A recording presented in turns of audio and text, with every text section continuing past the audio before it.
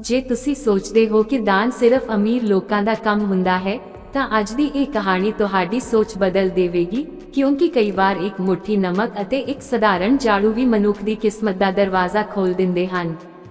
ਅੱਜ ਜੋ ਕਥਾ ਤੁਸੀਂ ਸੁਣਨ ਜਾ ਰਹੇ ਹੋ, ਇਹ ਸਿਰਫ ਕਹਾਣੀ ਨਹੀਂ, ਇਹ ਜੀਵਨ ਦਾ ਤਜਰਬਾ ਹੈ, ਸੇਵਾ ਦਾ ਰਾਜ ਹੈ ਅਤੇ ਉਸ ਸੱਚ ਦਾ ਦਰਪਣ ਹੈ ਜਿਸ ਨੂੰ ਸਮਝ ਕੇ ਕਈ ਟੁੱਟੇ ਘਰ ਮੁੜ ਵਸ ਗਏ।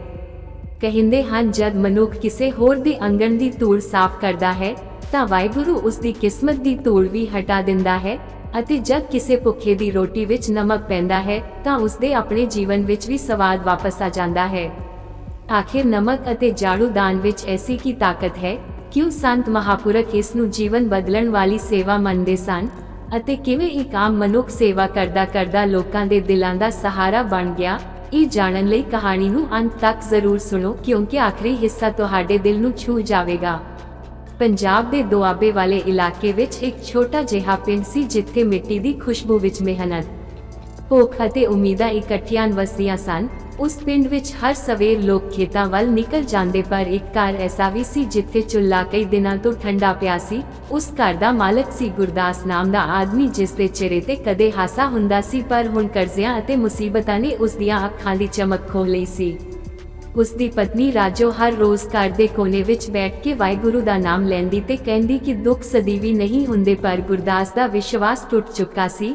ਇੱਕ ਦਿਨ ਪਿੰਡ ਵਿੱਚ ਖਬਰ ਫੈਲੀ ਕਿ ਦੂਰੋਂ ਸੰਤ ਆਏ ਹਨ ਜੋ ਲੋਕਾਂ ਨੂੰ ਜੀਵਨ ਦੀ ਸਿੱਖਿਆ ਦੇ ਰਹੇ ਹਨ, ਅਤੇ ਉਹਨਾਂ ਦੀਆਂ ਗੱਲਾਂ ਵਿੱਚ ਉਹੀ ਸੁਗੰਧ ਹੈ ਜੋ ਕਦੇ ਮਹਾਨ ਸੰਤਾਂ ਦੇ ਬਚਨਾਂ ਵਿੱਚ ਹੁੰਦੀ ਸੀ। ਲੋਕ ਕਹਿੰਦੇ ਸਨ ਕਿ ਉਹ ਸਿੱਖਿਆਵਾਂ ਗੁਰੂ ਨਾਨਕ ਦੇਵ ਜੀ ਦੀਆਂ ਪਰੰਪਰਾਵਾਂ ਤੋਂ ਪ੍ਰੇਰਿਤ ਹਨ। ਰਾਜੋ ਨੇ ਗੁਰਦਾਸ ਨੂੰ ਕਿਹਾ, ਚਲੋ ਉਹਨਾਂ ਕੋਲ ਚੱਲੀਏ, ਸ਼ਾਇਦ ਕੋਈ ਰਾਹ ਮਿਲ ਜਾਵੇ, ਪਰ ਗੁਰਦਾਸ ਹੱਸ ਪਿਆ ਤੇ ਕਿਹਾ ਕਿ ਖਾਲੀ ਬਚਨਾਂ ਨਾਲ ਪੇਟ ਨਹੀਂ ਭਰਦਾ। ਫਿਰ ਵੀ ਪਤਨੀ ਦੀ ਜ਼ਿੱਦ ਅੱਗੇ ਉਹ ਮੰਨ ਗਿਆ ਅਤੇ ਦੋਵੇਂ ਸੰਤ ਦੇ ਦਰ ਤੇ ਪਹੁੰਚ ਗਏ, ਜਿੱਥੇ ਇੱਕ ਬਜ਼ੁਰਗ ਬਾਬਾ ਚੌਂਕੀ ਤੇ ਬੈਠੇ ਸਨ ਤੇ ਲੋਕਾਂ ਦੀਆਂ ਗੱਲਾਂ ਧੀਰਜ ਨਾਲ ਸੁਣ ਰਹੇ ਸਨ। ਗੁਰਦਾਸ ਨੇ ਆਪਣੀ ਕਹਾਣੀ ਸੁਣਾਈ ਕਿ ਖੇਤ ਸੁੱਕ ਗਏ, ਪੈਸਾ ਮੁੱਕ ਗਿਆ ਤੇ ਘਰ ਵਿੱਚ ਲੜਾਈਆਂ ਵੱਧ ਗਈਆਂ ਹਨ। ਬਾਬਾ ਨੇ ਕੁਝ ਪਲ ਉਸ ਦੀਆਂ ਅੱਖਾਂ ਵਿੱਚ ਵੇਖਿਆ ਤੇ ਹੌਲੀ ਆਵਾਜ਼ ਵਿੱਚ ਕਿਹਾ ਕਿ ਘਰ ਵਿੱਚ ਕਦੇ ਨਮਕ ਦਾਨ ਕੀਤਾ ਹੈ ਜਾਂ ਝਾੜੂ ਦਾਨ ਕੀਤੀ ਹੈ? ਗੁਰਦਾਸ ਹੈਰਾਨ ਹੋ ਗਿਆ ਕਿਉਂਕਿ ਉਸਨੂੰ ਇਹ ਗੱਲ ਬਹੁਤ ਛੋਟੀ ਲੱਗੀ। ਉਸਨੇ ਕਿਹਾ, ਬਾਬਾ ਜੀ, ਮੇਰੇ ਕੋਲ ਆਪਣੀ ਰੋਟੀ ਲਈ ਪੈਸਾ ਨਹੀਂ, ਤੁਸੀਂ ਨਮਕ ਤੇ ਝਾੜੂ ਦੀ ਗੱਲ ਕਰ ਰਹੇ ਹੋ। ਬਾਬਾ ਮੁਸਕਰਾਏ ਤੇ ਕਿਹਾ, ਪੁੱਤਰ, ਜ਼ਿੰਦਗੀ ਵਿੱਚ ਕੁਝ ਚੀਜ਼ਾਂ ਦੀ ਕੀਮਤ ਪੈਸੇ ਨਾਲ ਨਹੀਂ ਹੁੰਦੀ, ਉਹਨਾਂ ਦੀ ਕੀਮਤ ਨੀਅਤ ਨਾਲ ਹੁੰਦੀ ਹੈ। ਨਮਕ ਦਾਨ ਕਰਨ ਦਾ ਅਰਥ ਹੈ ਕਿਸੇ ਦੀ ਜ਼ਿੰਦਗੀ ਵਿੱਚ ਸਵਾਦ ਵਾਪਸ ਲਿਆਉਣਾ, ਅਤੇ ਝਾੜੂ ਦਾਨ ਕਰਨ ਦਾ ਅਰਥ ਹੈ ਕਿਸੇ ਦੇ ਦੁੱਖਾਂ ਦੀ ਧੂੜ ਸਾਫ਼ ਕਰਨ ਵਿੱਚ ਹਿੱਸਾ ਪਾਉਣਾ। ਫਿਰ ਉਹਨਾਂ ਨੇ ਇੱਕ ਪੁਰਾਣੀ ਕਥਾ ਸੁਣਾਈ ਕਿ ਇੱਕ ਵਾਰ ਇੱਕ ਅਮੀਰ ਸੇਠ ਹਰ ਰੋਜ਼ ਮੰਦਰ ਵਿੱਚ ਸੋਨਾ ਚੜ੍ਹਾਉਂਦਾ ਸੀ, ਪਰ ਉਸ ਦੇ ਘਰ ਵਿੱਚ ਲੜਾਈਆਂ ਕਦੇ ਖਤਮ ਨਾ ਹੋਈਆਂ, ਜਦਕਿ ਇੱਕ ਗਰੀਬ ਔਰਤ ਹਰ ਹਫ਼ਤੇ ਇੱਕ ਮੁੱਠੀ ਨਮਕ ਲੰਗਰ ਵਿੱਚ ਦਾਨ ਕਰਦੀ ਸੀ, ਅਤੇ ਉਸ ਦੇ ਘਰ ਵਿੱਚ ਹਮੇਸ਼ਾ ਸ਼ਾਂਤੀ ਰਹਿੰਦੀ ਸੀ, ਕਿਉਂਕਿ ਉਹ ਆਪਣੇ ਹੱਥ ਨਾਲ ਬਣਾਈ ਰੋਟੀ ਕਿਸੇ ਭੁੱਖੇ ਨੂੰ ਖਿਲਾਉਂਦੀ ਸੀ। ਗੁਰਦਾਸ ਦੇ ਮਨ ਵਿੱਚ ਗੱਲ ਵਸ ਗਈ, ਪਰ ਉਹ ਹਾਲੇ ਵੀ ਸੰਦੇਹ ਵਿੱਚ ਸੀ। ਬਾਬਾ ਨੇ ਉਸ ਨੂੰ ਕਿਹਾ, ਅੱਜ ਤੋਂ 7 ਦਿਨ ਤੱਕ ਹਰ ਸਵੇਰ ਕਿਸੇ ਲੋੜਵੰਦ ਨੂੰ ਨਮਕ ਦੇਣਾ ਅਤੇ ਹਫ਼ਤੇ ਦੇ ਅਖੀਰ ਵਿੱਚ ਕਿਸੇ ਵਿਧਵਾ ਦੇ ਘਰ ਝਾੜੂ ਦਾਨ ਕਰਕੇ ਉਸ ਦਾ ਆਂਗਣ ਸਾਫ਼ ਕਰਨਾ। ਗੁਰਦਾਸ ਨੂੰ ਇਹ ਕੰਮ ਅਜੀਬ ਲੱਗਿਆ, ਪਰ ਉਸਨੇ ਕੋਸ਼ਿਸ਼ ਕਰਨ ਦਾ ਫੈਸਲਾ ਕੀਤਾ। ਪਹਿਲੇ ਦਿਨ ਉਹ ਪਿੰਡ ਦੇ ਬਾਹਰ ਰਹਿੰਦੇ ਇੱਕ ਬਜ਼ੁਰਗ ਮਜ਼ਦੂਰ ਕੋਲ ਗਿਆ ਜਿਸ ਦੇ ਘਰ ਵਿੱਚ ਚੁੱਲ੍ਹਾ ਨਹੀਂ ਸੜਿਆ ਸੀ, ਅਤੇ ਉਸ ਨੂੰ ਨਮਕ ਦਿੱਤਾ ਤਾਂ ਬਜ਼ੁਰਗ ਦੀਆਂ ਅੱਖਾਂ ਭਰ ਆਈਆਂ ਤੇ ਕਿਹਾ, ਪੁੱਤਰ, ਅੱਜ ਮੇਰੀ ਦਾਲ ਵਿੱਚ ਸਵਾਦ ਆ ਜਾਵੇਗਾ। ਇਹ ਸੁਣ ਕੇ ਗੁਰਦਾਸ ਦੇ ਦਿਲ ਵਿੱਚ ਅਜੀਬ ਗਰਮੀ ਮਹਿਸੂਸ ਹੋਈ, ਜਿਵੇਂ ਕਈ ਸਾਲਾਂ ਬਾਅਦ ਕਿਸੇ ਨੇ ਉਸ ਨੂੰ ਧੰਨਵਾਦ ਕਿਹਾ ਹੋਵੇ। ਦੂਜੇ ਦਿਨ ਉਸਨੇ ਇੱਕ ਮਾਂ ਨੂੰ ਨਮਕ ਦਿੱਤਾ ਜੋ ਆਪਣੇ ਬੱਚਿਆਂ ਲਈ ਰੋਟੀ ਪਕਾ ਰਹੀ ਸੀ, ਅਤੇ ਉਸਨੇ ਦੁਆ ਦਿੱਤੀ ਕਿ ਤੇਰੇ ਘਰ ਕਦੇ ਕਮੀ ਨਾ ਆਵੇ।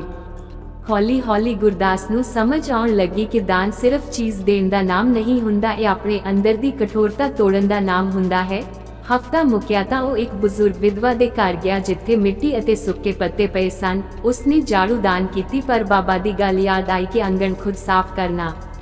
ਜਦ ਉਹ ਝਾੜੂ ਲਾਉਣ ਲੱਗਾ ਤਾਂ ਪਹਿਲੀ ਵਾਰ ਉਸਨੇ ਮਹਿਸੂਸ ਕੀਤਾ ਕਿ ਕਿਸੇ ਹੋਰ ਦੇ ਘਰ ਦੀ ਧੂੜ ਸਾਫ਼ ਕਰਦੇ ਕਰਦੇ ਉਸਦੇ ਆਪਣੇ ਮਨ ਦੀ ਧੂੜ ਵੀ ਹਟ ਰਹੀ ਹੈ।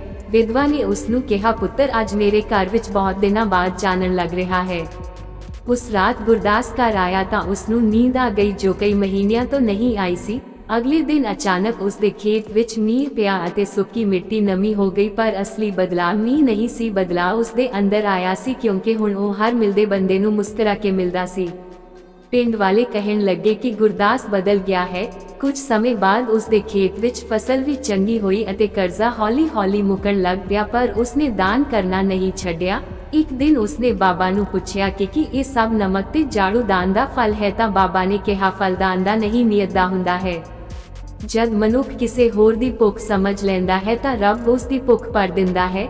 ਫਿਰ ਬਾਬਾ ਨੇ ਉਸ ਨੂੰ ਇੱਕ ਹੋਰ ਕਥਾ ਸੁਣਾਈ ਕਿ ਇੱਕ ਰਾਜਾ ਸੀ ਜੋ ਆਪਣੇ ਮਹਲ ਨੂੰ ਹਰ ਰੋਜ਼ ਸਾਫ਼ ਕਰਵਾਉਂਦਾ ਸੀ, ਪਰ ਰਾਜ ਵਿੱਚ ਗਰੀਬੀ ਵੱਧਦੀ ਗਈ ਕਿਉਂਕਿ ਉਸਨੇ ਕਦੇ ਲੋਕਾਂ ਦੇ ਦੁੱਖ ਨਹੀਂ ਸਾਫ਼ ਕੀਤੇ ਸਨ। ਜਦ ਉਸਨੇ ਪਹਿਲੀ ਵਾਰ ਗਰੀਬਾਂ ਦੇ ਘਰ ਝਾੜੂ ਲਾਈ ਤਾਂ ਉਸਦਾ ਰਾਜ ਖੁਸ਼ਹਾਲ ਹੋ ਗਿਆ। ਇਸ ਸੁਣ ਕੇ ਗੁਰਦਾਸ ਨੂੰ ਸਮਝ ਆਇਆ ਕਿ ਦਾਨ ਸਿਰਫ ਰਸਮ ਨਹੀਂ, ਸੇਵਾ ਹੈ। ਸਮਾਂ ਬੀਤਦਾ ਗਿਆ ਅਤੇ ਉਸਦੀ ਕਹਾਣੀ ਪਿੰਡ ਤੋਂ ਸ਼ਹਿਰ ਤੱਕ ਫੈਲ ਗਈ। ਲੋਕ ਉਸ ਕੋਲ ਆ ਕੇ ਪੁੱਛਦੇ ਕਿ ਕਿਹੜਾ ਟੋਟਕਾ ਕੀਤਾ ਹੈ, ਤਾਂ ਉਹ ਕਹਿੰਦਾ ਕੋਈ ਟੋਟਕਾ ਨਹੀਂ, ਸਿਰਫ ਦਿਲ ਸਾਫ਼ ਕੀਤਾ ਹੈ। ਇੱਕ ਵਾਰ ਪਿੰਡ ਵਿੱਚ ਭਿਆਨਕ ਬਿਮਾਰੀ ਫੈਲ ਗਈ। ਲੋਕ ਇੱਕ ਦੂਜੇ ਦੇ ਘਰ ਜਾਣ ਤੋਂ ਡਰਦੇ ਸਨ, ਪਰ ਗੁਰਦਾਸ ਹਰ ਰੋਜ਼ ਨਮਕ ਤੇ ਰੋਟੀ ਲੈ ਕੇ ਬਿਮਾਰਾਂ ਕੋਲ ਜਾਂਦਾ ਅਤੇ ਉਹਨਾਂ ਦੇ ਆਂਗਣ ਸਾਫ਼ ਕਰਦਾ ਸੀ। ਉਸਦੀ ਪਤਨੀ ਡਰਦੀ ਸੀ, ਪਰ ਉਹ ਕਹਿੰਦਾ ਜਦ ਤੱਕ ਕਿਸੇ ਦੇ ਅੰਸੂ ਨਹੀਂ ਪੂੰਝਦੇ ਤਦ ਤੱਕ ਅਰਦਾਸ ਅਧੂਰੀ ਰਹਿੰਦੀ ਹੈ। ਹੈਰਾਨੀ ਦੀ ਗੱਲ ਇਹ ਸੀ ਕਿ ਉਸਦਾ ਘਰ ਉਸ ਬਿਮਾਰੀ ਤੋਂ ਬਚਿਆ ਰਿਹਾ ਅਤੇ ਲੋਕ ਇਸ ਨੂੰ ਚਮਤਕਾਰ ਕਹਿੰਦੇ ਸਨ, ਪਰ ਗੁਰਦਾਸ ਕਹਿੰਦਾ ਚਮਤਕਾਰ ਸੇਵਾ ਦਾ ਹੁੰਦਾ ਹੈ। ਇੱਕ ਦਿਨ ਉਹੀ ਬਾਬਾ ਦੁਬਾਰਾ ਪਿੰਡ ਛੱਡਣ ਲੱਗੇ ਤਾਂ ਗੁਰਦਾਸ ਨੇ ਪੁੱਛਿਆ ਕਿ ਹੁਣ ਮੈਂ ਕੀ ਕਰਾਂ। ਬਾਬਾ ਨੇ ਕਿਹਾ ਹੁਣ ਤੂੰ ਆਪ ਲੋਕਾਂ ਲਈ ਰਾਹ ਬਣ, ਨਮਕ ਦਾਨ ਕਰਨਾ ਕਦੇ ਨਾ ਛੱਡੀ ਕਿਉਂਕਿ ਇਹ ਰਿਸ਼ਤਿਆਂ ਦਾ ਸਵਾਦ ਬਣਾਈ ਰੱਖਦਾ ਹੈ, ਅਤੇ ਝਾੜੂ ਦਾਨ ਕਰਨਾ ਕਦੇ ਨਾ ਛੱਡੀ ਕਿਉਂਕਿ ਇਹ ਅਹੰਕਾਰ ਦੀ ਧੂੜ ਹਟਾਉਂਦਾ ਹੈ। ਫਿਰ ਇੱਕ ਦਿਨ ਐਸਾ ਆਇਆ ਜਦ ਗੁਰਦਾਸ ਦੇ ਦਰ ਤੇ ਇੱਕ ਅਜਨਬੀ ਆਇਆ ਜਿਸ ਦੀਆਂ ਅੱਖਾਂ ਵਿੱਚ ਉਹੀ ਦਰਦ ਸੀ ਜੋ ਕਦੇ ਉਸ ਦੀਆਂ ਅੱਖਾਂ ਵਿੱਚ ਸੀ, ਅਤੇ ਉਸਨੇ ਕਿਹਾ ਮੇਰੀ ਜ਼ਿੰਦਗੀ ਟੁੱਟ ਗਈ ਹੈ, ਮੈਨੂੰ ਰਾਹ ਦਿਖਾਓ। ਗੁਰਦਾਸ ਕੁਝ ਪਲ ਚੁੱਪ ਰਿਹਾ ਕਿਉਂਕਿ ਉਸਨੂੰ ਆਪਣੇ ਪੁਰਾਣੇ ਦਿਨ ਯਾਦ ਆ ਗਏ। ਉਸਨੇ ਉਸ ਆਦਮੀ ਨੂੰ ਘਰ ਅੰਦਰ ਬੁਲਾਇਆ ਤੇ ਚੁੱਲ੍ਹੇ ਕੋਲ ਬਿਠਾ ਕੇ ਇੱਕ ਮੁੱਠੀ ਨਮਕ ਉਸਦੇ ਹੱਥ ਵਿੱਚ ਰੱਖ ਦਿੱਤਾ ਅਤੇ ਕਿਹਾ ਕੱਲ ਸਵੇਰੇ ਕਿਸੇ ਭੁੱਖੇ ਦੇ ਘਰ ਜਾ ਕੇ ਇਹ ਦੇਣਾ ਅਤੇ ਸ਼ਾਮ ਨੂੰ ਮੇਰੇ ਨਾਲ ਚੱਲਣਾ, ਅਸੀਂ ਇੱਕ ਬਜ਼ੁਰਗ ਦੇ ਘਰ ਝਾੜੂ ਲਾਵਾਂਗੇ। ਅਜਨਬੀ ਨੇ ਹੈਰਾਨ ਹੋ ਕੇ ਪੁੱਛਿਆ ਕਿ ਇਸ ਨਾਲ ਮੇਰੀ ਕਿਸਮਤ ਬਦਲ ਜਾਵੇਗੀ, ਤਾਂ ਗੁਰਦਾਸ ਹੱਸਿਆ ਤੇ ਕਿਹਾ ਕਿਸਮਤ ਨਹੀਂ, ਦਿਲ ਬਦਲੇਗਾ, ਅਤੇ ਜਦ ਦਿਲ ਬਦਲਦਾ ਹੈ ਤਾਂ ਰੱਬ ਰਾਹ ਖੋਲ ਦਿੰਦਾ ਹੈ। ਪਰ ਉਸਨੂੰ ਕੀ ਪਤਾ ਸੀ ਕਿ ਉਹ ਅਜਨਬੀ ਸਿਰਫ ਇੱਕ ਮੁਸੀਬਤ ਦਾ ਮਨੁੱਖ ਨਹੀਂ ਸੀ, ਸਗੋਂ ਉਸਦੀ ਜ਼ਿੰਦਗੀ ਦੀ ਸਭ ਤੋਂ ਵੱਡੀ ਪਰਖ ਬਣ ਕੇ ਆਇਆ ਸੀ, ਕਿਉਂਕਿ ਅਗਲੇ ਹੀ ਦਿਨ ਪਿੰਡ ਵਿੱਚ ਇੱਕ ਐਸੀ ਘਟਨਾ ਵਾਪਰਨ ਵਾਲੀ ਸੀ ਜਿਸ ਨਾਲ ਸਿਰਫ ਗੁਰਦਾਸ ਦਾ ਨਹੀਂ ਸਾਰੇ ਪਿੰਡ ਦਾ ਵਿਸ਼ਵਾਸ ਹਿਲ ਜਾਣਾ ਸੀ, ਅਤੇ ਉਸ ਦਿਨ ਨਮਕ ਤੇ ਝਾੜੂ ਦਾਨ ਦੀ ਅਸਲੀ ਤਾਕਤ ਸਾਹਮਣੇ ਆਉਣੀ ਸੀ। ਜਦ ਉਸ ਦਿਨ ਸਵੇਰ ਦਾ ਸੂਰਜ ਹਾਲੇ ਪੂਰੀ ਤਰ੍ਹਾਂ ਚੜ੍ਹਿਆ ਵੀ ਨਹੀਂ ਸੀ ਕਿ ਪਿੰਡ ਦੇ ਚੌਂਕ ਵਿੱਚ ਹੜਕੰਪ ਮਚ ਗਿਆ। ਲੋਕ ਦੌੜਦੇ ਹੋਏ ਇੱਕ ਦੂਜੇ ਨੂੰ ਬੁਲਾ ਰਹੇ ਸਨ, ਕਿਸੇ ਦੇ ਚਿਹਰੇ ਤੇ ਡਰ ਸੀ ਤੇ ਕਿਸੇ ਦੀਆਂ ਅੱਖਾਂ ਵਿੱਚ ਹੈਰਾਨੀ। ਗੁਰਦਾਸ ਜਦ ਘਰ ਤੋਂ ਬਾਹਰ ਨਿਕਲਿਆ ਤਾਂ ਉਸਨੇ ਵੇਖਿਆ ਕਿ ਪਿੰਡ ਦੇ ਸਭ ਲੋਕ ਜ਼ਮੀਂਦਾਰ ਹਰਨਾਮ ਸਿੰਘ ਦੇ ਵੱਡੇ ਹਵੇਲੀ ਵਾਲੇ ਦਰਵਾਜ਼ੇ ਕੋਲ ਇਕੱਠੇ ਹੋਏ ਸਨ। ਉਹੀ ਹਰਨਾਮ ਸਿੰਘ ਜਿਸ ਦੇ ਅੱਗੇ ਲੋਕ ਸਿਰ ਝੁਕਾ ਕੇ ਗੱਲ ਕਰਦੇ ਸਨ ਕਿਉਂਕਿ ਉਸ ਕੋਲ ਧਨ ਵੀ ਸੀ ਤੇ ਤਾਕਤ ਵੀ, ਪਰ ਅੱਜ ਉਸ ਦੀ ਹਵੇਲੀ ਦੇ ਬਾਹਰ ਰੋਣ ਦੀਆਂ ਆਵਾਜ਼ਾਂ ਆ ਰਹੀਆਂ ਸਨ। ਪਤਾ ਲੱਗਾ ਕਿ ਉਸ ਦਾ ਇਕੱਲਾ ਪੁੱਤਰ ਅਚਾਨਕ ਬਿਮਾਰ ਹੋ ਗਿਆ ਸੀ ਅਤੇ ਸਾਰੀ ਰਾਤ ਤੋਂ ਬੁਖਾਰ ਵਿੱਚ ਸੜ ਰਿਹਾ ਸੀ। ਵੈਦ ਵੀ ਆ ਚੁੱਕੇ ਸਨ ਪਰ ਕੋਈ ਅਸਰ ਨਹੀਂ ਹੋਇਆ। ਗੁਰਦਾਸ ਦੇ ਨਾਲ ਉਹ ਅਜਨਬੀ ਵੀ ਖੜਾ ਸੀ ਜਿਸ ਨੂੰ ਉਹ ਕੱਲ ਹੀ ਘਰ ਲੈ ਕੇ ਆਇਆ ਸੀ। ਉਸ ਦੀਆਂ ਅੱਖਾਂ ਅਜੀਬ ਢੰਗ ਨਾਲ ਸਭ ਕੁਝ ਦੇਖ ਰਹੀਆਂ ਸਨ, ਜਿਵੇਂ ਉਹ ਇਸ ਘਟਨਾ ਦੀ ਉਡੀਕ ਕਰ ਰਿਹਾ ਹੋਵੇ। ਲੋਕ ਕਹਿ ਰਹੇ ਸਨ ਕਿ ਕਿਸੇ ਦੀ ਬੁਰੀ ਨਜ਼ਰ ਲੱਗ ਗਈ ਹੈ ਜਾਂ ਕੋਈ ਪੁਰਾਣਾ ਪਾਪ ਸਾਹਮਣੇ ਆ ਗਿਆ ਹੈ। ਗੁਰਦਾਸ ਨੂੰ ਬਾਬਾ ਦੀ ਗੱਲ ਯਾਦ ਆਈ ਕਿ ਕਈ ਵਾਰ ਰੱਬ ਮਨੁੱਖ ਦੀ ਪਰਖ ਲੋਕਾਂ ਦੇ ਦੁੱਖ ਰਾਹੀਂ ਕਰਦਾ ਹੈ। ਉਹ ਹਵੇਲੀ ਦੇ ਅੰਦਰ ਗਿਆ ਤਾਂ ਵੇਖਿਆ ਕਿ ਅਮੀਰ ਘਰ ਦੀਆਂ ਚਮਕਦਾਰ ਦੀਵਾਰਾਂ ਵੀ ਅੱਜ ਸੁੰਨੀਆਂ ਲੱਗ ਰਹੀਆਂ ਸਨ। ਹਰਨਾਮ ਸਿੰਘ ਰੋ ਰਿਹਾ ਸੀ ਤੇ ਕਹਿ ਰਿਹਾ ਸੀ ਕਿ ਜੇ ਮੇਰਾ ਪੁੱਤਰ ਬਚ ਜਾਵੇ ਤਾਂ ਮੈਂ ਸਭ ਕੁਝ ਦਾਨ ਕਰ ਦਿਆਂਗਾ। ਪਰ ਗੁਰਦਾਸ ਦੇ ਮਨ ਵਿੱਚ ਆਇਆ ਕਿ ਦਾਨ ਡਰ ਨਾਲ ਨਹੀਂ ਦਿਲ ਨਾਲ ਹੁੰਦਾ ਹੈ। ਉਸਨੇ ਹੌਲੀ ਆਵਾਜ਼ ਵਿੱਚ ਪੁੱਛਿਆ ਕਿ ਕੀ ਮੈਂ ਬੱਚੇ ਦੇ ਕੋਲ ਬੈਠ ਸਕਦਾ ਹਾਂ। ਲੋਕ ਹੈਰਾਨ ਹੋ ਗਏ ਕਿਉਂਕਿ ਗਰੀਬ ਕਿਸਾਨ ਨੂੰ ਅਮੀਰ ਦੀ ਹਵੇਲੀ ਵਿੱਚ ਕੌਣ ਪੁੱਛਦਾ ਸੀ, ਪਰ ਹਰਨਾਮ ਸਿੰਘ ਨੇ ਬੇਬਸੀ ਵਿੱਚ ਇਜਾਜ਼ਤ ਦੇ ਦਿੱਤੀ। ਗੁਰਦਾਸ ਨੇ ਬੱਚੇ ਦੇ ਮੱਥੇ ਤੇ ਹੱਥ ਰੱਖਿਆ ਤਾਂ ਉਸ ਨੂੰ ਯਾਦ ਆਇਆ ਕਿ ਬਾਬਾ ਕਹਿੰਦੇ ਸਨ ਕਿ ਨਮਕ ਸਿਰਫ ਸਵਾਦ ਨਹੀਂ ਸਾਂਝਾ ਦਾ ਪ੍ਰਤੀਕ ਹੈ। ਉਸਨੇ ਆਪਣੀ ਜੇਬ ਵਿੱਚੋਂ ਥੋੜਾ ਨਮਕ ਕੱਢਿਆ ਜੋ ਉਹ ਹਮੇਸ਼ਾ ਨਾਲ ਰੱਖਦਾ ਸੀ ਅਤੇ ਚੁੱਲ੍ਹੇ ਵਿੱਚ ਪਾਣੀ ਗਰਮ ਕਰਵਾ ਕੇ ਉਸ ਵਿੱਚ ਮਿਲਾਇਆ ਤੇ ਬੱਚੇ ਦੇ ਹੱਥ ਪੈਰ ਪੂੰਝੇ। ਨਾਲ ਹੀ ਹਵੇਲੀ ਦੇ ਆਂਗਣ ਵਿੱਚ ਪਈ ਧੂੜ ਵੇਖ ਕੇ ਉਸਨੇ ਝਾੜੂ ਮੰਗੀ ਅਤੇ ਖੁਦ ਸਾਫ਼ ਕਰਨ ਲੱਗ ਪਿਆ।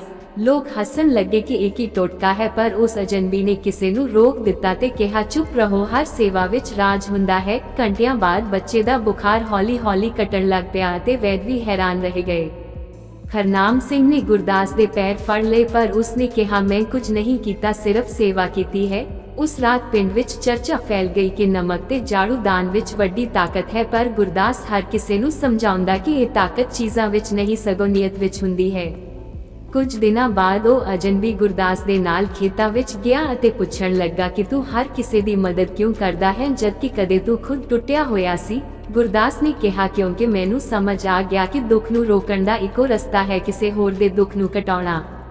अजनबी मुस्कुराया अते कहा तैनू पता है मैं कौन हाँ। गुरदास ने ना विच सिर हिलाया तां उसने दस्सिया कि वो एक धनवान व्यापारी सी जिसने लालच विच अपने भरा नाल धोखा कीता अते सब कुछ गवा बैठा। हुण वो राह लभ रहा सी। ये सुन के गुरदास ने उसनू बाबा दे दर ते ले जाण दी सोची, पर जद वो उत्थे पहुंचे तां चौकी खाली सी अते लोग कहिंदे सन कि बाबा तां कल ही चले गए। उत्थे सिर्फ एक कागज पिया सी जिस ते लिखिया सी कि सच्ची सिक्ख्या हुण तुहाडे अंदर है। गुरदास दियां अखां पर आईयां क्योंकि उसनू एहसास होया कि संत कदे सदा लई नहीं रहिंदे, ओ राह दिखा के चले जांदे हन जिवें कदे गुरु नानक देव जी ने लोकां नू नाम ते सेवा दा राह दिखाया सी। समा लंघदा गया ते गुरदास दे घर लोग दूर दूर तो आउण लग पए। कोई बीमारी दा हल पुछदा, कोई कर्जे तो छुटकारा ते कोई घर दी लड़ाई दा इलाज। ਉਹ हर किसी नू इको गल कहंदा पहला अपने हाथ नाल किसे दी सेवा कर। एक दिन एक जवान कुड़ी आई जो रो रही सी क्योंकि उसदा विआह टुट गया सी ते समाज उसनू दोष दे रहा सी। गुरदास ने उसनू कहा कि कल सवेरे पिंड दियां गलियां साफ करी अते रस्ते विच मिलदे हर बच्चे नू नमक वाली रोटी देई। कुड़ी ने ऐसा ही किया अते कुछ हफ्तियां विच उसदा मन हौला हो गया क्योंकि लोकां दियां दुआवां ने उसदी टुटी हिम्मत जोड़ दित्ती। पिंड विच हौली हौली बदलाव आउण लगा। लोग एक दूजे दी मदद करन लगे। कोई बुजुर्गां दे घर झाड़ू लाउंदा, कोई लंगर विच नमक दान करदा। लड़ाइयां घट होण लगियां अते चौक विच हासे सुनाई देण लगे। पर हर चंगी कहानी विच एक मोड़ आउंदा है अते ओ मोड़ भी जल्दी आ गया जद नेड़ले शहर तो एक लालची साहूकार आया जिसनू ये सब पसंद नहीं सी क्योंकि लोग हुण कर्जे घट ले रहे सन।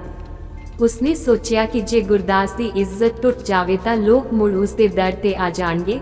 एक रात उसने अपने लोकां नाल मिल के पिंड दे मंदिर विच चोरी करवा दित्ती अते सवेरे अफवाह फैला दित्ती कि गुरदास ने ही धन लिया है क्योंकि वो हर घर जांदा है। पिंड विच शक दी अग लग गई अते जिन्हां लोकां ने कदे उस तो मदद लई सी वो भी चुप रहे।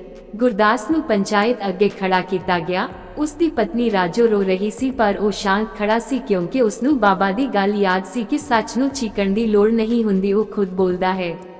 पंचायत ने कहा जे तू बेकसूर है तां साबित कर। गुरदास ने कुछ ना कहा, सिर्फ झाड़ू चुकी अते मंदिर दे अंगण नू साफ करन लग पिया। लोग हैरान होए कि दोषी होके भी ये सेवा कर रहा है। फिर उसने नमक दा छोटा जिहा दान रखिया अते कहा जे मैं चोर हाँ तां ये नमक कौड़ा हो जावे। उदों ही एक बच्चा दौड़दा आया जिसने वेख्या सी कि साहूकार दे आदमी रात नू थैला लेके जा रहे सन। सच सामने आ गया अते साहूकार शर्मिंदा हो गया। लोकां ने गुरदास तो माफी मंगी पर उसने कहा मैं किसे नाल रुस्या नहीं क्योंकि शक भी मन दी धूड़ हुंदी है जो कदे ना कदे उड़दी है। उस दिन तो बाद पिंड विच नमक ते झाड़ू दान सिर्फ रस्म नहीं रहे सगों एक अंदोलन बन गया। दूर दूर तो लोग आउण लगे अते गुरदास दी कहानी फैल गई। पर उसदे मन विच हमेशा एक सवाल रहिंदा सी कि वो अजनबी कौन सी जो उसदी जिंदगी विच आके सब कुछ बदल गया। एक शाम जद वो दरिया कंडे बैठा सी तां उसनू दूरों वही अजनबी नजर आया जो हौली हौली पानी वल तुर रहा सी। गुरदास ने आवाज मारी पर वो मुड़ के मुस्कुराया अते कहा याद रखी सेवा रुकनी नहीं चाहिदी क्योंकि असली परख हाले बाकी है। ਇਹ कहे कि ਉਹ ਧੁੰਦ ਵਿੱਚ गायब हो गया ਅਤੇ ਉਦੋਂ ਹੀ दरिया ਦੇ ਪਾਣੀ ਵਿੱਚ ਇੱਕ ਅਜੀਬ ਹਲਚਲ ਹੋਈ ਜਿਵੇਂ ਕੋਈ ਵੱਡੀ ਆਫਤ ਆਉਣ ਵਾਲੀ ਹੋਵੇ। ਅਸਮਾਨ ਵਿੱਚ ਕਾਲੇ ਬੱਦਲ ਇਕੱਠੇ ਹੋਣ ਲੱਗ ਪਏ ਅਤੇ ਗੁਰਦਾਸ ਨੂੰ ਅਹਿਸਾਸ ਹੋਇਆ ਕਿ ਹੁਣ ਉਹ ਸਮਾਂ ਆ ਗਿਆ है जब सिर्फ उसकी नहीं सारे पिंड की नीयत की परख होनी सी क्योंकि अगले ही दिन दरिया का पानी चढ़ के पिंड वल वधन लगा अते लोग घबराहट विच अपने घर छड्डण लगे। पर गुरदास ने झाड़ू अते नमक हाथ विच फड़ के एक ऐसा फैसला किया जिस नाल उसकी जिंदगी का सब तो वड्डा राज खुलण वाला सी अते उस वेले उसनू बिल्कुल पता नहीं सी कि जिस घर वल वो मदद करन जा रहा है उत्थे उसका अपना अतीत उसकी उड़ीक कर रहा सी। दरिया का पानी हर घड़ी चढ़दा जा रहा सी अते पिंड दे लोग अपने घरां दे दरवाजे बंद करके उच्चियां थावां वल दौड़ रहे सन। कोई अपने बच्चों नू चंबड़िया होया सी, कोई पशुआं दी रस्सी फड़ के रो रहा सी। ਆਸਮਾਨ ਵਿੱਚ ਬਿਜਲੀ ਚਮਕਦੀ ਤਾਂ ਲੱਗਦਾ ਜਿਵੇਂ ਕੁਦਰਤ ਆਪ ਮਨੁੱਖਾਂ ਨੂੰ ਕੋਈ ਵੱਡਾ ਸੰਦੇਸ਼ ਦੇ ਰਹੀ ਹੋਵੇ।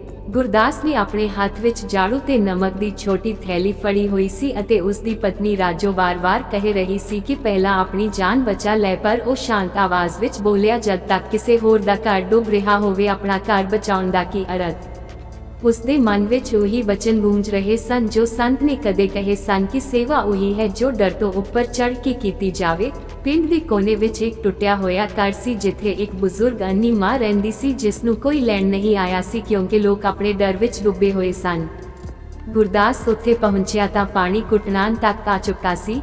ਉਸਨੇ ਦਰਵਾਜ਼ਾ ਖੋਲ੍ਹਿਆ ਤਾਂ ਅੰਦਰ ਹਨੇਰਾ ਸੀ ਅਤੇ ਬਜ਼ੁਰਗ ਮਾਂ ਵਾਹਿਗੁਰੂ ਦਾ ਨਾਮ ਜਪ ਰਹੀ ਸੀ। ਉਸਨੇ ਪੁੱਛਿਆ, ਕੌਣ ਹੈ? ਤਾਂ ਗੁਰਦਾਸ ਨੇ ਕਿਹਾ, ਮਾਂ ਚੱਲੋ, ਮੈਂ ਲੈ ਜਾਣ ਆਇਆ ਹਾਂ। ਬਜ਼ੁਰਗ ਨੇ ਕਿਹਾ, ਪੁੱਤਰ ਪਹਿਲਾਂ ਮੇਰਾ ਆਂਗਣ ਸਾਫ਼ ਕਰ ਦੇ, ਕਈ ਦਿਨਾਂ ਤੋਂ ਕੋਈ ਨਹੀਂ ਆਇਆ। ਇਹ ਸੁਣ ਕੇ ਉਹ ਹੈਰਾਨ ਹੋਇਆ, ਪਰ ਉਸਨੇ ਬਿਨਾਂ ਸੋਚੇ ਝਾੜੂ ਚੁੱਕੀ ਅਤੇ ਪਾਣੀ ਵਿੱਚ ਖੜਾ ਹੋ ਕੇ ਆਂਗਣ ਸਾਫ਼ ਕਰਨ ਲੱਗ ਪਿਆ। ਮਿੱਟੀ ਪਾਣੀ ਨਾਲ ਮਿਲ ਕੇ ਕੀਚੜ ਬਣ ਰਹੀ ਸੀ ਪਰ ਉਸਦੇ ਚਿਹਰੇ ਤੇ ਸ਼ਾਂਤੀ ਸੀ। ਫਿਰ ਉਸਨੇ ਥੋੜਾ ਨਮਕ ਚੁੱਲ੍ਹੇ ਕੋਲ ਰੱਖ ਦਿੱਤਾ ਅਤੇ ਕਿਹਾ, ਮਾਂ ਇਹ ਦਾਨ ਹੈ। ਤਾਂ ਬਜ਼ੁਰਗ ਦੀਆਂ ਅੱਖਾਂ ਵਿੱਚ ਅੰਸੂ ਆ ਗਏ ਅਤੇ ਉਸਨੇ ਉਸਦੇ ਸਿਰ ਤੇ ਹੱਥ ਰੱਖ ਕੇ ਦੁਆ ਦਿੱਤੀ ਕਿ ਤੇਰਾ ਘਰ ਕਦੇ ਸੁੰਨਾ ਨਾ ਹੋਵੇ। ਉਸਨੇ ਮਾਂ ਨੂੰ ਮੋਢੇ ਤੇ ਚੁੱਕਿਆ ਤੇ ਉੱਚੀ ਥਾਂ ਵੱਲ ਲੈ ਗਿਆ। ਰਸਤੇ ਵਿੱਚ ਉਸਨੂੰ ਕਈ ਲੋਕ ਮਿਲੇ ਜੋ ਆਪਣੇ ਸਮਾਨ ਲਈ ਲੜ ਰਹੇ ਸਨ, ਪਰ ਉਹ ਸਿਰਫ ਲੋਕਾਂ ਨੂੰ ਬਚਾਉਣ ਵਿੱਚ ਲੱਗਾ ਰਿਹਾ। ਪਾਣੀ ਨੇ ਅੱਧਾ ਪਿੰਡ ਡੁਬੋ ਦਿੱਤਾ ਅਤੇ ਰਾਤ ਹੋਣ ਤੱਕ ਲੋਕ ਗੁਰਦੁਆਰੇ ਵਿੱਚ ਇਕੱਠੇ ਹੋ ਗਏ। ਉੱਥੇ ਡਰ ਅਤੇ ਭੁੱਖ ਦਾ ਮਾਹੌਲ ਸੀ। ਬੱਚੇ ਰੋ ਰਹੇ ਸਨ ਅਤੇ ਬਜ਼ੁਰਗ ਚੁੱਪ ਬੈਠੇ ਸਨ। ਗੁਰਦਾਸ ਨੇ ਸਭ ਤੋਂ ਪਹਿਲਾਂ ਝਾੜੂ ਚੁੱਕੀ ਅਤੇ ਗੁਰਦੁਆਰੇ ਦਾ ਆਂਗਣ ਸਾਫ਼ ਕੀਤਾ। ਫਿਰ ਲੰਗਰ ਵਾਲੇ ਭਾਂਡੇ ਵਿੱਚ ਨਮਕ ਪਾਇਆ ਅਤੇ ਕਿਹਾ, ਜਦ ਤੱਕ ਸਾਂਝਾ ਨਹੀਂ ਬਣੇਗੀ ਤਦ ਤੱਕ ਰੋਟੀ ਦਾ ਸਵਾਦ ਨਹੀਂ ਆਵੇਗਾ। ਲੋਕ ਹੌਲੀ-ਹੌਲੀ ਸੇਵਾ ਵਿੱਚ ਜੁੜ ਗਏ। ਕਿਸੇ ਨੇ ਆਟਾ ਗੁੰਦਿਆ, ਕਿਸੇ ਨੇ ਅੱਗ ਜਲਾਈ ਅਤੇ ਕੁਝ ਘੰਟਿਆਂ ਵਿੱਚ ਡਰ ਦੀ ਥਾਂ ਏਕਤਾ ਨੇ ਲੈ ਲਈ। ਉਸ ਵੇਲੇ ਗੁਰਦਾਸ ਨੂੰ ਯਾਦ ਆਇਆ ਕਿ ਕਿਵੇਂ ਕਦੇ ਉਹ ਆਪ ਟੁੱਟਿਆ ਹੋਇਆ ਸੀ ਅਤੇ ਇੱਕ ਸੰਤ ਨੇ ਉਸ ਨੂੰ ਰਾਹ ਦਿਖਾਇਆ ਸੀ। ਉਹ ਸੋਚਣ ਲੱਗਾ ਕਿ ਸ਼ਾਇਦ ਇਹੀ ਉਹ ਪਰਖ ਹੈ ਜਿਸ ਬਾਰੇ ਕਿਹਾ ਗਿਆ ਸੀ। ਸਵੇਰ ਹੋਈ ਤਾਂ ਪਤਾ ਲੱਗਾ ਕਿ ਕਈ ਘਰ ਪਾਣੀ ਵਿੱਚ ਵਹਿ ਗਏ ਹਨ ਅਤੇ ਲੋਕਾਂ ਕੋਲ ਕੁਝ ਨਹੀਂ ਬਚਿਆ। ਪਰ ਅਜੀਬ ਗੱਲ ਇਹ ਸੀ ਕਿ ਜਿਨ੍ਹਾਂ ਘਰਾਂ ਵਿੱਚ ਲੋਕ ਇੱਕ ਦੂਜੇ ਦੀ ਮਦਦ ਕਰਦੇ ਸਨ ਉੱਥੇ ਨੁਕਸਾਨ ਘੱਟ ਹੋਇਆ। ਪਿੰਡ ਵਾਲੇ ਇਸ ਨੂੰ ਚਮਤਕਾਰ ਕਹਿ ਰਹੇ ਸਨ, ਪਰ ਗੁਰਦਾਸ ਕਹਿੰਦਾ ਚਮਤਕਾਰ ਮਿਲ ਕੇ ਖੜੇ ਰਹਿਣ ਦਾ ਹੁੰਦਾ ਹੈ। ਕੁਝ ਦਿਨਾਂ ਬਾਅਦ ਪਾਣੀ ਹਟ ਗਿਆ ਅਤੇ ਲੋਕ ਆਪਣੇ ਘਰ ਵਾਪਸ ਆਏ ਤਾਂ ਹਰ ਥਾਂ ਕੀਚੜ ਅਤੇ ਗੰਦਗੀ ਸੀ। ਗੁਰਦਾਸ ਨੇ ਫਿਰ ਝਾੜੂ ਚੁੱਕੀ ਅਤੇ ਸਭ ਤੋਂ ਪਹਿਲਾਂ ਸਾਹੂਕਾਰ ਦੇ ਘਰ ਗਿਆ ਜਿਸਨੇ ਕਦੇ ਉਸ ਤੇ ਝੂਠਾ ਦੋਸ਼ ਲਾਇਆ ਸੀ। ਸਾਹੂਕਾਰ ਸ਼ਰਮਿੰਦਾ ਹੋ ਗਿਆ, ਪਰ ਗੁਰਦਾਸ ਨੇ ਕਿਹਾ, ਦੁੱਖ ਵੇਲੇ ਪੁਰਾਣੀਆਂ ਗੱਲਾਂ ਯਾਦ ਨਹੀਂ ਰੱਖੀਆਂ ਜਾਂਦੀਆਂ। ਉਸਨੇ ਪਿੰਡ ਦੇ ਬੱਚਿਆਂ ਨੂੰ ਨਾਲ ਜੋੜਿਆ ਅਤੇ ਹਰ ਘਰ ਸਾਫ਼ ਕਰਨ ਦੀ ਮੁਹਿੰਮ ਸ਼ੁਰੂ ਹੋ ਗਈ। ਲੋਕ ਨਮਕ ਦਾਨ ਕਰਦੇ ਅਤੇ ਇਕੱਠੇ ਖਾਣਾ ਬਣਾਉਂਦੇ। ਹੌਲੀ-ਹੌਲੀ ਪਿੰਡ ਮੁੜ ਜਿਉਂਦਾ ਹੋ ਗਿਆ। ਇੱਕ ਸ਼ਾਮ ਜਦ ਸੂਰਜ ਡੁੱਬ ਰਿਹਾ ਸੀ ਤਾਂ ਉਹ ਅੰਨੀ ਬਜ਼ੁਰਗ ਮਾਂ ਫਿਰ ਉਸ ਕੋਲ ਆਈ ਅਤੇ ਕਹਿਣ ਲੱਗੀ ਕਿ ਪੁੱਤਰ, ਹੁਣ ਮੇਰੀਆਂ ਅੱਖਾਂ ਵਿੱਚ ਰੋਸ਼ਨੀ ਆ ਗਈ ਹੈ। ਗੁਰਦਾਸ ਹੈਰਾਨ ਰਹਿ ਗਿਆ ਕਿਉਂਕਿ ਉਸਨੇ ਸੋਚਿਆ ਇਹ ਕਿਵੇਂ ਹੋ ਸਕਦਾ ਹੈ। ਮਾਂ ਮੁਸਕਰਾਈ ਅਤੇ ਕਹਿਣ ਲੱਗੀ ਕਿ ਜਦ ਮਨੁੱਖ ਕਿਸੇ ਹੋਰ ਦੇ ਆਂਗਣ ਦੀ ਧੂੜ ਸਾਫ਼ ਕਰਦਾ ਹੈ ਤਾਂ ਉਸਦੀ ਆਪਣੀ ਕਿਸਮਤ ਦਾ ਦਰਵਾਜ਼ਾ ਖੁੱਲ੍ਹ ਜਾਂਦਾ ਹੈ।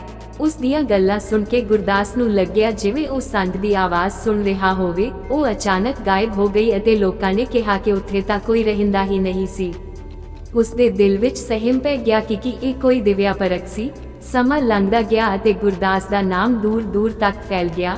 ਲੋਕ ਉਸ ਨੂੰ ਬਾਬਾ ਕਹਿਣ ਲੱਗੇ, ਪਰ ਉਹ ਹਮੇਸ਼ਾ ਕਹਿੰਦਾ, ਮੈਂ ਸਿਰਫ ਸੇਵਕ ਹਾਂ। ਇੱਕ ਦਿਨ ਸ਼ਹਿਰ ਤੋਂ ਕੁਝ ਵਿਦਵਾਨ ਆਏ ਜੋ ਉਸ ਦੀ ਪਰਖ ਕਰਨਾ ਚਾਹੁੰਦੇ ਸਨ।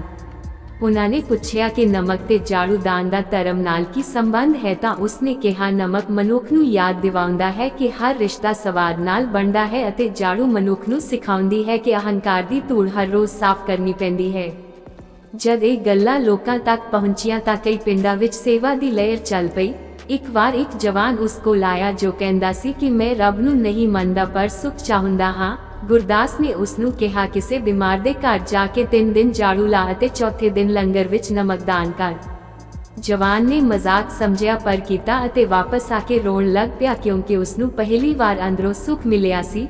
ਉਸ ਦਿਨ ਗੁਰਦਾਸ ਨੇ ਸਮਝਿਆ ਕਿ ਸੱਚੀ ਸਿੱਖਿਆ ਬਚਨਾਂ ਨਾਲ ਨਹੀਂ ਤਜਰਬੇ ਨਾਲ ਮਿਲਦੀ ਹੈ, ਜਿਵੇਂ ਕਦੇ ਗੁਰੂ ਨਾਨਕ ਦੇਵ ਜੀ ਨੇ ਲੋਕਾਂ ਨੂੰ ਸੇਵਾ ਤੇ ਸਾਂਝਾ ਦਾ ਰਾਹ ਦਿਖਾਇਆ ਸੀ। ਸਾਲ ਬੀਤ ਗਏ ਅਤੇ ਪਿੰਡ ਇੱਕ ਉਦਾਹਰਨ ਬਣ ਗਿਆ। ਪਰ ਇੱਕ ਰਾਤ ਗੁਰਦਾਸ ਬਿਮਾਰ ਪੈ ਗਿਆ ਅਤੇ ਉਸ ਨੂੰ ਲੱਗਿਆ ਕਿ ਹੁਣ ਉਸ ਦਾ ਸਮਾਂ ਮੁੱਕ ਰਿਹਾ ਹੈ। ਲੋਕ ਇਕੱਠੇ ਹੋਏ ਤੇ ਰੋਣ ਲੱਗੇ, ਪਰ ਉਸਨੇ ਕਿਹਾ, ਰੋਣਾ ਨਹੀਂ, ਸੇਵਾ ਜਾਰੀ ਰੱਖਣਾ। ਉਸਨੇ ਰਾਜੋ ਦਾ ਹੱਥ ਫੜ ਕੇ ਕਿਹਾ, ਯਾਦ ਰੱਖੀ ਜਦ ਵੀ ਘਰ ਵਿੱਚ ਝਗੜਾ ਵਧੇ ਨਮਕ ਦਾਨ ਕਰ ਦੇਈ ਅਤੇ ਜਦ ਵੀ ਮਨ ਭਾਰੀ ਹੋਵੇ ਝਾੜੂ ਚੁੱਕ ਕੇ ਕਿਸੇ ਦਾ ਅੰਗਣ ਸਾਫ਼ ਕਰ ਦੇਈ।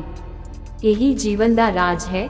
ਸਵੇਰ ਦੀ ਪਹਿਲੀ ਕਿਰਨ ਨਾਲ ਉਸ ਦੀ ਤਬੀਅਤ ਅਚਾਨਕ ਠੀਕ ਹੋ ਗਈ ਅਤੇ ਲੋਕਾਂ ਨੇ ਇਸ ਨੂੰ ਵਾਹਿਗੁਰੂ ਦੀ ਮਿਹਰ ਕਿਹਾ। ਉਸ ਦਿਨ ਤੋਂ ਬਾਅਦ ਉਸਨੇ ਆਪਣੀ ਕਹਾਣੀ ਲਿਖਣੀ ਸ਼ੁਰੂ ਕੀਤੀ ਤਾਂ ਜੋ ਆਉਣ ਵਾਲੀਆਂ ਪੀੜ੍ਹੀਆਂ ਸਮਝ ਸਕਣ ਕਿ ਦਾਨ ਦਾ ਅਰਥ ਤਾਂ ਨਹੀਂ ਦਿਲ ਹੁੰਦਾ ਹੈ। ਅਤੇ ਜਦ ਉਹ ਆਖਰੀ ਪੰਨਾ ਲਿਖ ਰਿਹਾ ਸੀ ਤਾਂ ਉਸ ਨੂੰ ਦਰਵਾਜ਼ੇ ਤੇ ਠੋਕਰ ਦੀ ਆਵਾਜ਼ ਸੁਣਾਈ ਦਿੱਤੀ।